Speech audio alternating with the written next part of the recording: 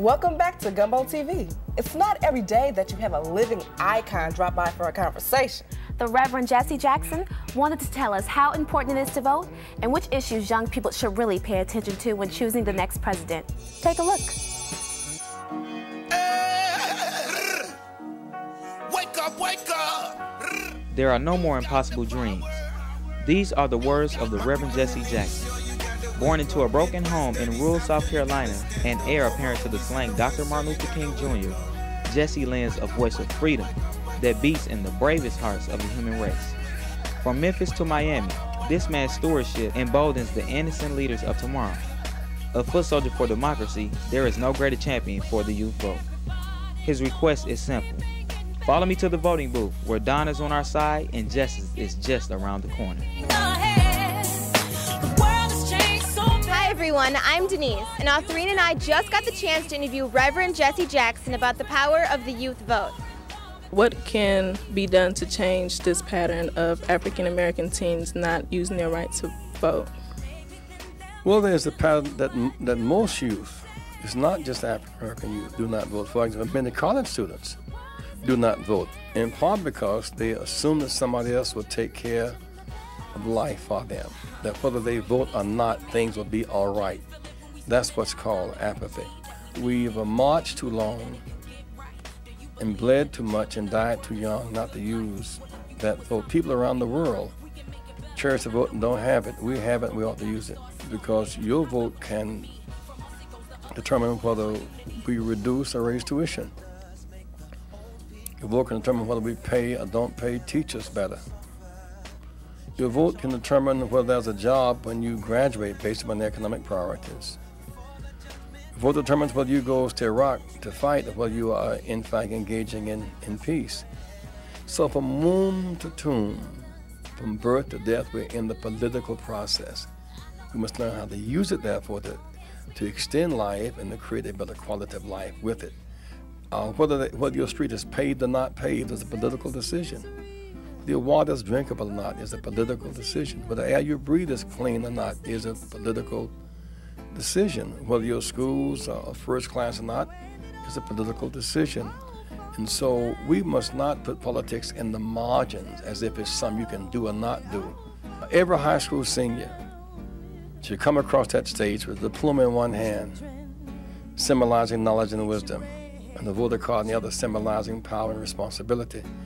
That will happen if students are taught that, like we are taught to sing Star Spangled Banner, and we are taught to salute the flag. We must be taught the power of the vote. The poorest people in the poorest neighborhood never throw away a food stamp, even if they can't read and write, because they've been taught the food stamp has power. You can get meat and bread and butter with it. They throw away a vote. But the food stamp comes from the vote doesn't come from the food stamp. That's a matter of education. And so we must be taught in our formative years the power of that vote. Why do some people discourage you from using it? Why do some people steal it? Why do people deny it? Because your demands for change are greater than those who are in the rocking chair.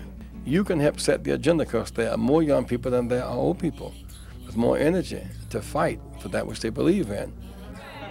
So I declare, under the heavens, I am a registered voter. Do you think teens today understand the sacrifices and struggles of, like I mentioned before, the historic leaders like Martin Luther King and all those who fought and died for them to come this far and vote? Well, often they do not, because they're not taught it better. This generation, by age 15, has watched 18,000 hours of television, more than 22 hours of radio, which tends to titillate their sensitivities often to sex and drugs and risk and violence, compared to 11,000 hours of school, less than 3,000 hours of church, temple, or synagogue. So, quantitatively, the media has more access to our minds, to the minds of our children, and qualitatively penetrates more deeply than home, church, and school combined. So in many ways, this is a mass media, fickle, driven generation, because we are in some sense products of what we consume. And so if we consume bad information, distorted information, irrelevant information, we become just like what we consume, whether it's what you eat or whether it's what you consume by watching and by listening. That's why it's important that parents assume some responsibility. In fact, the most responsibility to help shape the priorities of their children's lives. Even the poorest parent can take a child to school, can meet a child's teacher, exchange home numbers, turn off the TV 3 hours a night, and pick up a report card every 9 weeks. These values matter.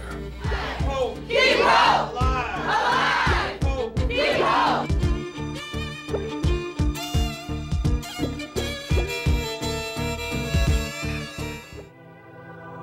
That was some conversation.